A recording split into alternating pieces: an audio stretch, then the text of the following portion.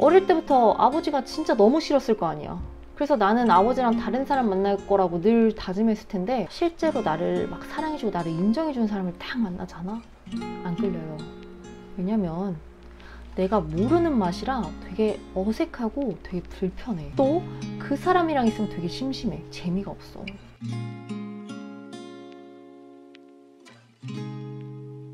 결혼 도와주는 심리상담사 별언니입니다.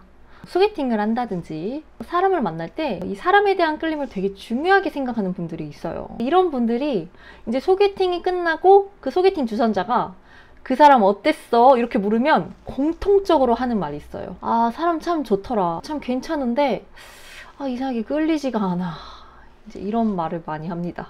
근데 희한하지? 첫 만남에 이제 확 끌려서 만난 사람은 만나다 보면 이제 괜찮지가 않은 거야. 왜 이런 사람을 만났나 싶어. 내 정신만 더 너덜너덜해지는 거야. 실제로 그래서 자존감 무너지고 막 우울증 생겨가지고 상담에 오신 분들이 정말 많아요. 그게 다 내가 그 사람을 이제 봤을 때 왜 그렇게 확 끌렸는지 그 이유를 모르고 만나서 그래요. 그 사람이 끌리는 이 심리적 비밀에 대해 몰랐던 거지. 어쩔 수가 없어. 교육과정에서 누가 이걸 가르쳐 주는 것도 아니잖아요. 그래서 오늘은 내가 어떤 사람에게 자꾸 그 끌리는 그 이유는 도대체 뭔지, 그리고 그런 사람을 만났을 때 내가 도대체 어떻게 해야 하는지 그 이야기를 좀 해보려고 합니다. 우리가 사람을 만날 때 실제로 나를 되게 끌리게 하는 사람이 있어요. 그 끌림을 느끼면 일단 신체 반응이 나타나. 막 심장이 좀 떨리기도 하고 긴장이 되기도 하고 막 내 사람처럼 느껴져. 잘 알지도 못하는데 막 어떤 강렬한 막 감정들도 생겨. 그래서 이런 사람 만나면 마음이 되게 조급해진단 말이에요. 막 빨리 막 사귀고 싶어가지고. 근데 사실 이 끌림은 이 사람이 주는 끌림이 아니라 내 마음 안에 있는 내 안에 있는 어떤 익숙함 때문에 내가 그 사람에게 그렇게 확 끌린다는 걸 알아야 돼요. 이게 무슨 말이냐면 음식도 그래요, 여러분.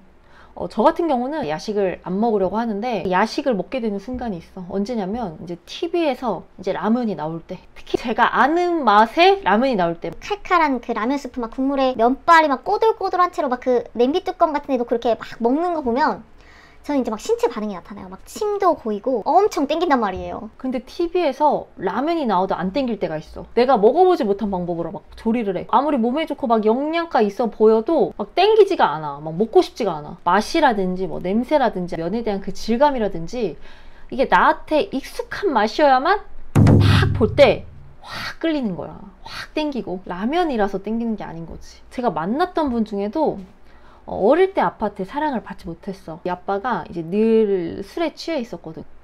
근데 이제 성인이 돼서 이번에 이제 남자를 만나는데 유부남을 만난 거야. 그래서 제가 그 남자 유부남인 걸 몰랐냐 물으니까 유부남인 거 알았대.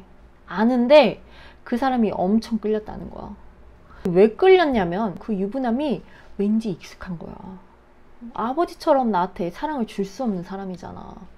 이 사람에게는 그 느낌이 익숙해. 그래서 그런 사람 만날 때마다 본능적으로 또 끌려. 만약 유부남이랑 헤어지잖아요? 좋은 사람 만날 것 같지만 또 안 그래요. 나에게 사랑을 줄 수 없거나 나에게 사랑을 줄 줄 모르는 또 그런 사람에게 계속 끌리게 돼 있어요. 그래서 실제로 아버지 밑에서 이제 학대받으면서 자란 여성들이 어떤 사람이랑 주로 사냐면요, 내 부모가 나한테 했던 것처럼 본인 기분 안 좋을 때마다 나를 감정 쓰레기통처럼 대하는 이기적이고 학대적인 사람이랑 살고 있는 경우가 진짜 많아요. 의외죠. 어릴 때부터 아버지가 진짜 너무 싫었을 거 아니야. 그래서 나는 아버지랑 다른 사람 만날 거라고 늘 다짐했을 텐데 실제로 나를 막 사랑해주고 나를 인정해주는 사람을 딱 만나잖아? 안 끌려요.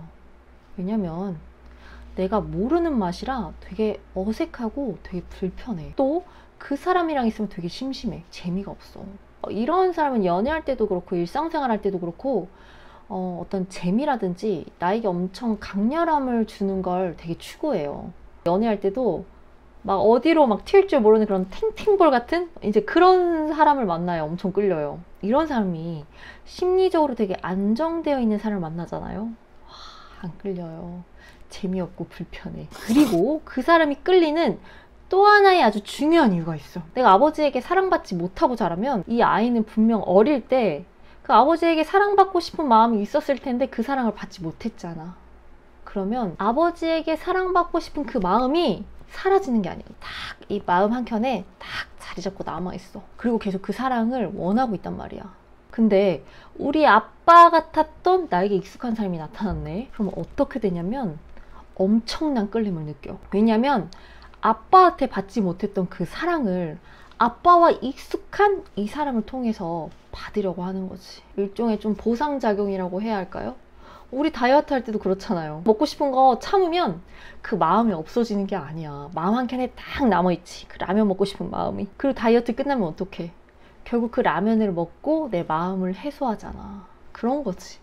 그거랑 비슷한 거지. 자, 그래서 내가 누군가를 보고 마음이 확 끌릴 때 그때 어떻게 해야 되냐.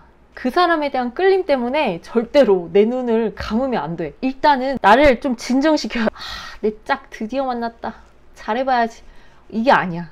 누가 막 이 사람 채갈까봐 막 조급해할 게 아니라 내 안에 그 사람과 비슷한 어떤 익숙함이 있다는 걸 알아야 돼. 그리고 내가 좀 진정이 되고 나면 이 사람이 왜 나한테 이렇게 확 끌리는지 알아야 돼. 만약에 그 사람의 묵뚝뚝함 때문에 이제 내가 끌리고 있다면 내가 해결하지 못했고 나에게 좀 결핍이 되었던 그 무언가를 좀 생각해 봐야 돼요. 이 사람 무뚝뚝했던 내 아버지랑 비슷하구나. 아버지의 사랑을 엄청 받고 싶었는데 사랑받지 못했다 보니 내가 확 끌리는구나. 이걸 알아야 돼요. 그리고 마지막으로 현실적으로 평가를 해봐야지. 저 사람이 무뚝뚝하지만 나에게 사랑을 줄 수 있는 사람인가? 이걸 봐야 돼요.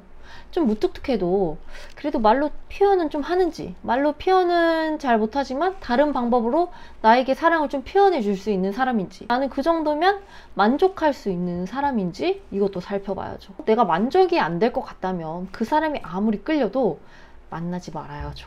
제가 상담을 하다 보면 많은 분들이 착각하고 있는 게 있어요. 내 마음이 확 끌리는 건 마치 나를 아주 좋은 곳으로 끌어주는 거라고 생각해. 이 사람 분명 좋은 사람일 거다. 여기 되게 좋은 직장일 거다. 그건 내 마음에 대해서 내가 잘 몰라서 그렇게 생각하는 거예요. 내 마음이 어딘가에 확 끌린다거나 어떤 강렬함을 느끼는 건 보통 내 결핍과 관련이 있어. 빨간불 켜야 돼. 일단 딱 멈춰야 돼. 우리 구독자님들 좋은 사람 만나서 사랑도 하고 싶고 또 결혼도 해서 행복하게 살고 싶으시다면 절대로 내 마음이 막 확 끌리는 대로 사람 만나지 마시고요. 누군가가 확 끌릴 때 내 마음을 딱 제3자가 돼서 바라본 후에 그 사람을 만날지 말지 결정하셨으면 좋겠습니다. 네, 이상 결혼 도와주는 상담사 결혼이었습니다. 다음에 만나요, 여러분. 안녕.